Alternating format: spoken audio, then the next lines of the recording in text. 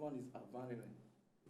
All right, we're back, and it's CROSSFIRE with Dapo and Ishioma. We have Benga Barua in the studio with us, and then we have Avann Harvey with us in the studio, and we've been talking about, we've been trying to provide feedback to all the issues that we have treated, in the course of the week, and we've been talking about the internally displaced, persons and everything that has to do with them. I mean, Harvey, you were trying to just make some comments about the IDPs. Yeah. The issue of the IDPs, we were trying to say, why is it that some persons will be displaced internally, and it will take particular government more than necessary time for them to realize or to act? There. Because, in fact, there are ministries, state ministries and federal government for responsible for things like that. Maybe because the governor demigod stature, that when he's not around or when he doesn't take decision, even for the immediate commissioners or the SSCs, they get Why will the government around the government, beyond the state governments, this is a national tragedy.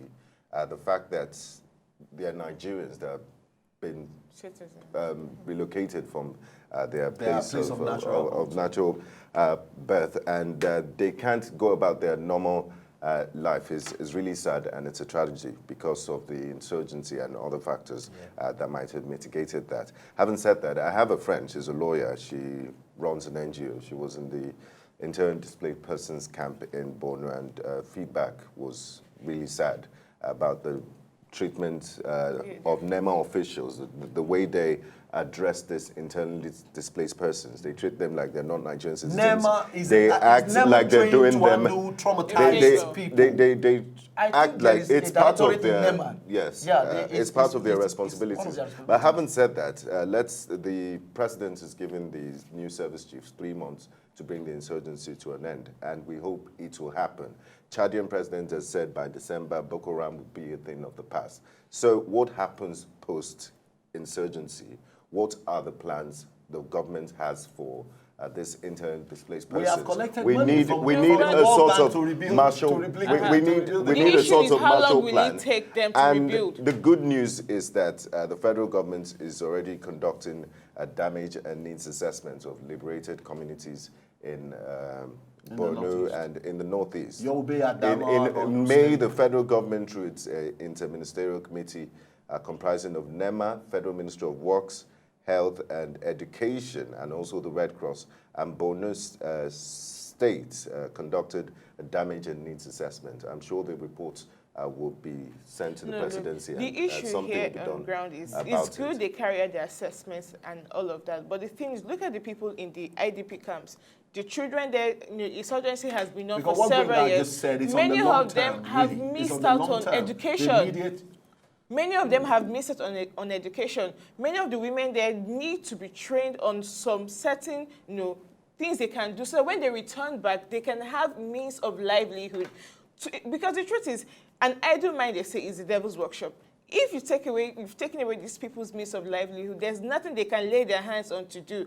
The youth, by the time they return back, they could also form, a sort of coalition to use whatever means it is they want to use to get the attention of the government. So it's good they do their needs assessment, rebuild the damaged areas, rebuild the schools, but focus on the people. Let me raise a concern. Focus on the people. Let me raise a concern for this is immediate. Let me quickly raise a concern for discussion. In Edo State, we had a classical example of how very insensitive state government have been to the people that have been kept in those camps. Now, when a lot of vehicles, came to that camp to move those people away, and now the Commissioner for Women Affairs came out and said the governor is not aware of this. It took Governor Ishioma 2 days or about 3 days to respond that he's not aware that anybody has been authorized to go to that camp to move anybody out, and he's not even aware of where they're moving them to. Now, if those children become aggrieved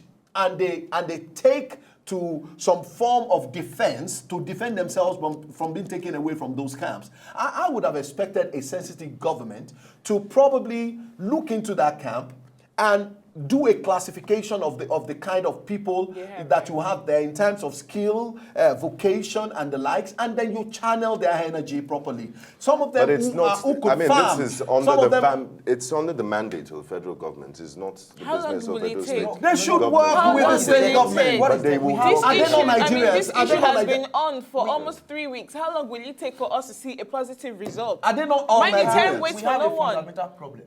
Okay. You understand? Because every issue is turned into politics.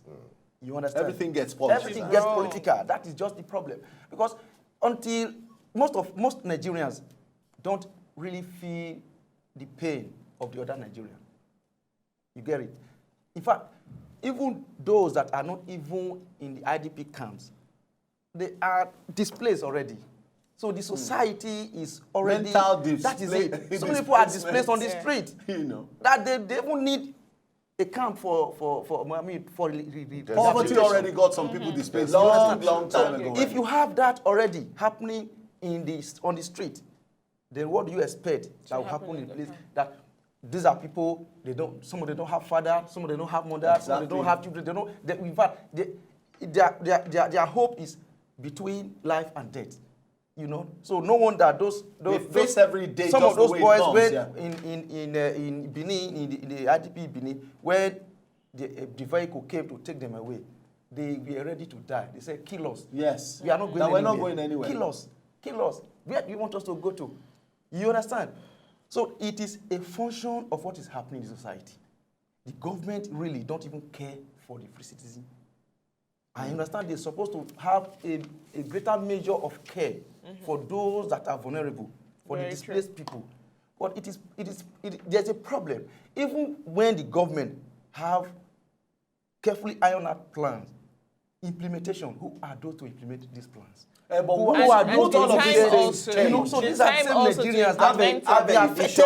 The Nigerians have been affected by shouldn't all of these things change? Now that we have, a new government who rode on a very strong mantra of change, and now they are in government. My concern is that we should see some of the things that we probably is leading in I think we all want a quick fix. Things don't maybe work not that a quick way. fix. Things don't work that way. Maybe not a quick fix. I'm not talking about a quick fix here. It's not government. It's okay. Not it will be done on the long run. Things on the long run have to be planned. The Senate President was there. They understand the gravity of the problems that we have in our hands. Mr. Vice President, Professor Yemi Osinbajo, he's been there. This internally displaced persons camp to see first-hand assessment, to take stock of what is happening. And I believe we have a responsible government that is sensitive to the needs of these people. Do you know my worry? Do you know my worry? Let's give them time. Do you know my what worry? do we get from this Benga, you need to understand my worry. We have a classical case of someone who was asked. They were particularly asked, how many people are in this camp? And nobody could give a definite number. That is how bad it is. We don't even know the people who are there. So we don't know the number of children. We don't know the number of male or female who are in those camps. You don't even know if they have any health challenge. Do we fix things by saying that they're how bad they are? It is so very bad. It is so very bad. We know it's bad, but beyond... I need to ask you a question. They don't even know the people who are there. So if eventually any of those children were taken away or something happens to them, nobody knows. Don't you want... What's the end game? Is it not to fix these things? So before the long-term plan that you are describing, Benga, what happens? What is the immediate thing that these people need? When we were talking about the Nigerian police, you said in addition to the fact that government is employing more people, the police officers that we have on ground should be well taken care of. And NEMA is doing its best, but its best is just not enough. I understand the disease we go. Let us start dealing with the symptoms too. Before we expect good performance from NEMA, who are those people that even make up NEMA? I don't even know. How many of them are even trained to handle situations traumas, like and all of that? If I understand that there are some officials of NEMA that they are responsible for distribution of certain items to alleviate the They will take it home. They take these They things themselves home. need those things. And that is They have been mentally, those those ones have been mentally these are people that are already displayed mentally on the street. But It's a I certain need, percentage. but Vega, They are mentally Let's not- displaced already. Vega. Let's not generalize and Okay. This issue should be treated like an emergency situation. Now, when Boko Haram started, one of the problems which a lot of people still thought Jonathan administration was that government did not respond swiftly to that issue. Exactly. Now, can't Nigeria or the Nigerian government at all levels learn from this issue that if we do not take care of these people could be incited, like you said, that these people do not have anything else they're living for. They could also say, okay, since you refuse to take care of it, then let's take to the street. Now, the issue of making sure that these people have smooth or a better life, should it rest only on the federal government? Because like you're saying, that the federal government, they have a long-term plan for these people.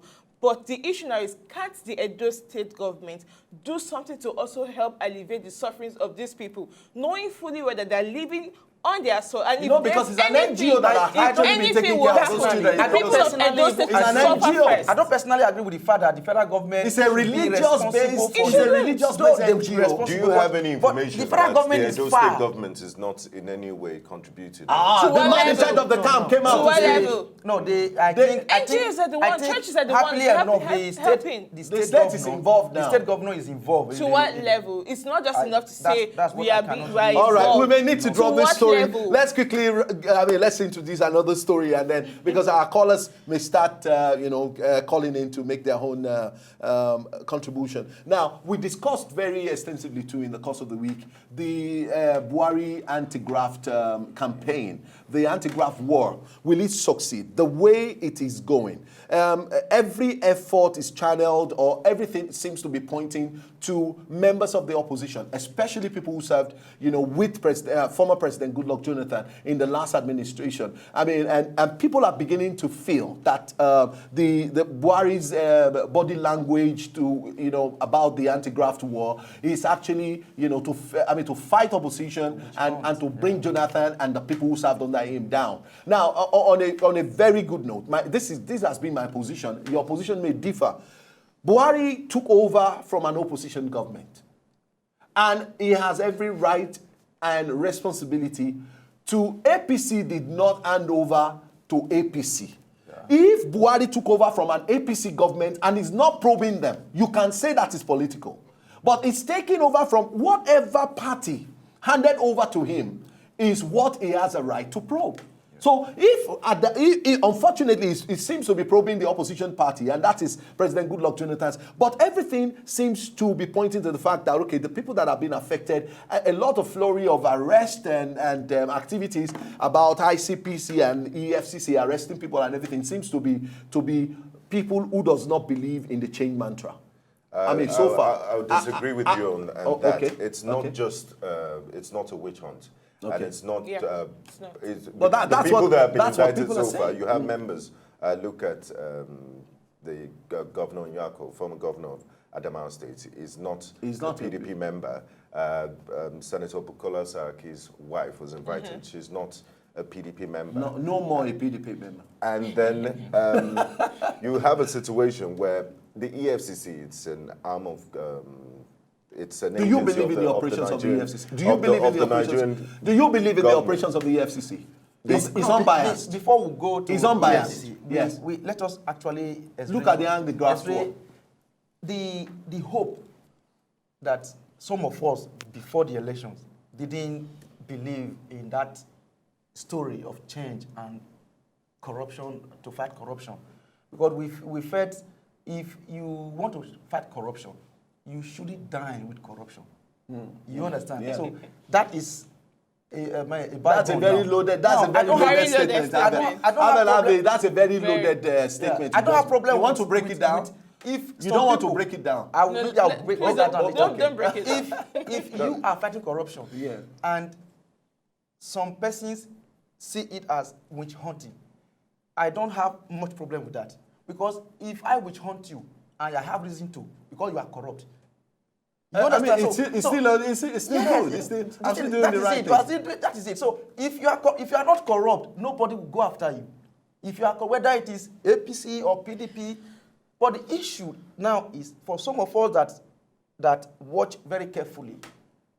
Okay, now don't pretend to fight by witch hunting, because when you witch hunt, do you think it's a witch hunt? No, I don't take it wholesale as a witch hunt, because even if if I said even if it's a witch hunt, yeah, even if it's a witch hunt, I agree that he's fighting those that are corrupt. Exactly. You understand? So you made a statement. You made a statement that if someone is seen as fighting corruption, the person should not be seen to be dining with those who are corrupt. But first of all, define who is corrupt. Whilst you define that, you cannot say an individual is corrupt. Anyway, nobody is corrupt until investigation. Exactly. You know, until they've been investigated. That's true. You know, just yesterday, it was in the news, former Deputy National Chairman of the PDP, Chief Bode George, he said President Buhari should probe Fashola and the former governor of Lagos, Asiwaju Bola Ahmed Tinubu.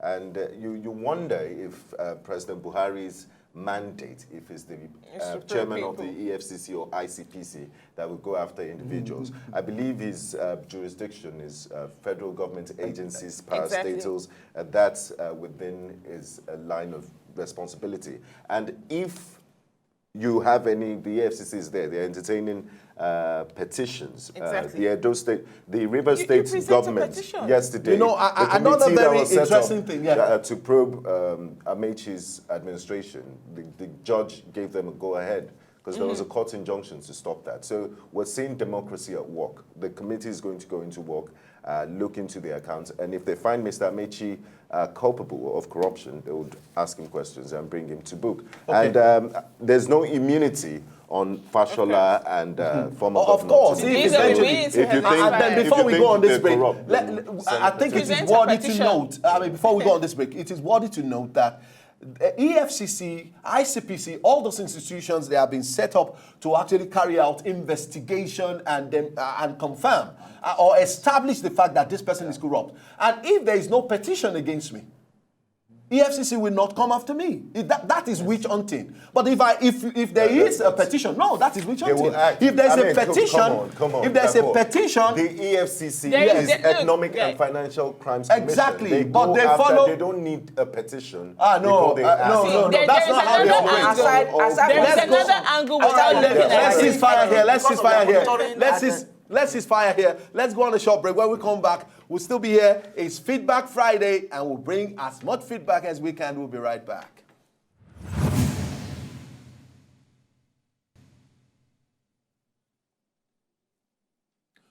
All right, we are back, and this is still Crossfire with Dapo and Ishioma. I have Gbenga Borowa in the studio, and I have Avann Harvey with me in the studio, and we've been talking about a lot of national issues. It's Feedback Friday, and so we've been bringing you updates on such stories that we have treated in the course of the week. Now, last week, two gentlemen, called in from Lagos State, because, you know, our studio is located in Lagos, and that's why we decided that the tickets that we made, the meal tickets, for you to come to Shokola Royal and have a very decent meal. You can come alone, you can come with your girlfriend or with your boyfriend if you win any of our tickets. Last week, Daniel called from Apapa.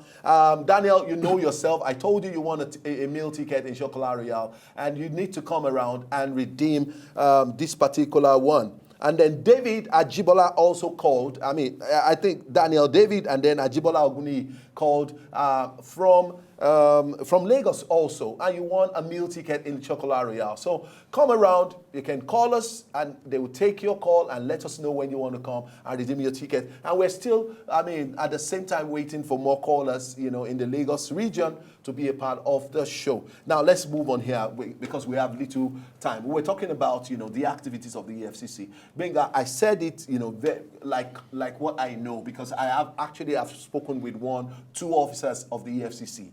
They actually swing into action when they get a petition about an individual. If they don't get a petition, they don't go do anything. Beyond Let me just The issue of petition could come from individuals, it can come from anybody, even from the bank itself. Exactly. When they notice some and then they fraudulent have transactions. a mandate. The EFCC was established to prosecute economic and financial crimes. Yeah. If they see red flags, their banking regulations, the bank says if you're going to lodge more than ₦1 million, they would notify the EFCC.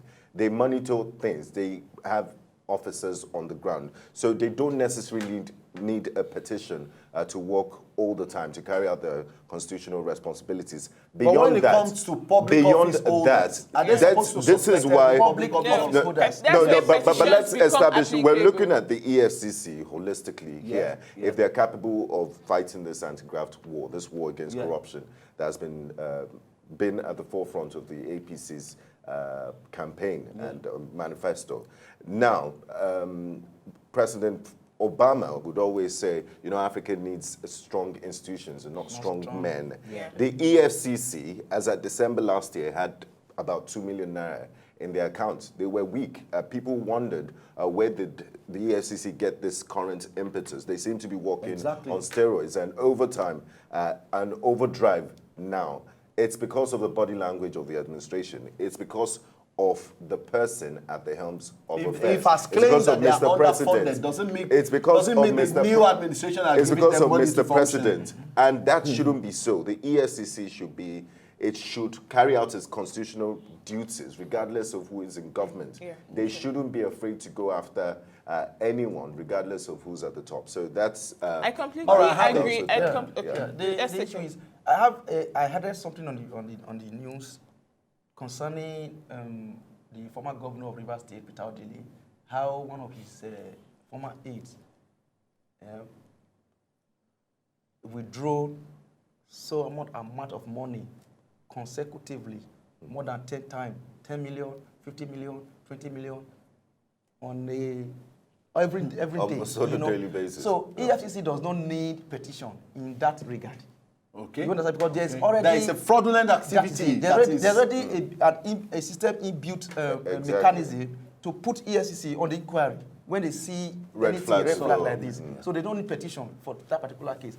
But some of us that feel some persons, private or public persons, are involved in some crime, we are at liberty. All right. Let's quickly take this call, Harvey. Alex, good morning. Dr. Baja, good morning. Good morning. How are you doing today? I don't know why I'm there to guest. I hear you people this morning. All right. It's Feedback Friday. Let's take your contribution. Said by nature that I'm not a jealous person, but I'm calling on a note of jealousy this morning in respect of the mail ticket you are awarding to Lagos Scholar. What about those of us coming from the diaspora? How would you redeem it? You live in Abuja. They can give it to his friend. Yes.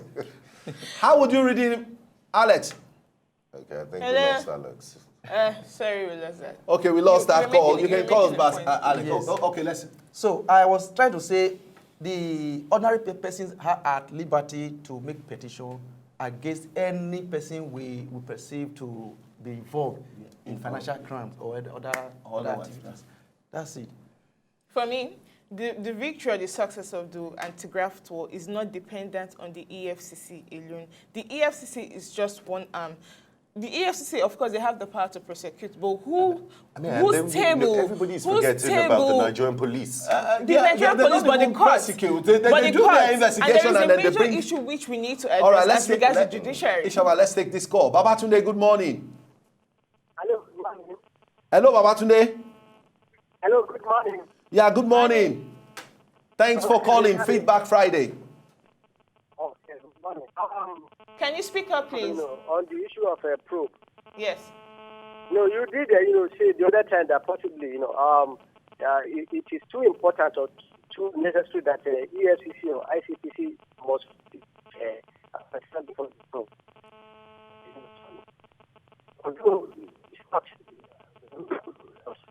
We can. I think the audio is really very horrible. We can hardly hear you. I was trying to say something that the judiciary, they also play a major role in the fight against corruption. Now look at what the federal government came out to say, that they're looking for fearless judges to put them, so that these cases can go before them. But mind you, be properly prosecuted. The issue, you have the right to appeal a judgment if you think it's not favorable. Now, if you appeal, if this fearless judge comes out to say, okay, you should be held guilty for your offenses, and then you decide to go on appeal, it's possible that the other judge who may take your matter or who may hear up your matter may decide also to swing in your favor. Then the way the law works, the way it is, the judiciary needs to be clean. Now, let me say the this. law doesn't work anti-graft to win. with personalities. It works with evidence. It works with evidence. It's not about fearless justice. This person has this amount of money in his pocket. It works with evidence. It works with evidence, but we have seen in the Nigerian judiciary. In the Nigerian judiciary, come on, evidence. Why was Buhari acquitted? If it doesn't work with evidence, you see, why did Buhari work? There's a judicial review commission that will sanction the judges. No. You have to there are standards. There are people, of course, we know there are standards on paper, but are they applicable? Okay. Is the issue. Because of time. I need to take your last word. What is your expectation of the Buhari administration? My expectations and that of millions of Nigerians are very, very high, and I believe they've hit the ground running. How much longer do you think we should give this government before we start reaping the dividends? We would reap the dividends, but they have a 4-year mandate, so let's wait until for the 4 end years. of the 4 years, Okay. and then we'll do an assessment. I'm not saying we should wait for 4 years before things start running. What's your expectation of this administration? Before the election, I was a part of those people that really don't agree that some things could happen. That he can actually have the mental and physical agility to drive the change. But some of our fears have been confirmed. Okay. For instance, by he coming out to agree that with age, there's really not much I can do. But some of our fears have been. I'm surprised to see that with his body language, now, I'm beginning to see he really actually mean to fight corruption. But that is not to say that I totally agree that, yes, he has started fighting corruption. No. Okay, he has not started. He has not started. Beyond corruption. They are still sitting. I'm sure you have electricity. Redemption to Nigeria. Redemption to Nigeria. All right, so on this note that we will say a bye-bye to the week. And for all of us who have been here and those people who have made our show happen throughout the week, we want to say a very big thank you. We'll be back next week for another very bumper and beautiful episode of the show. And do join us. Say no to God.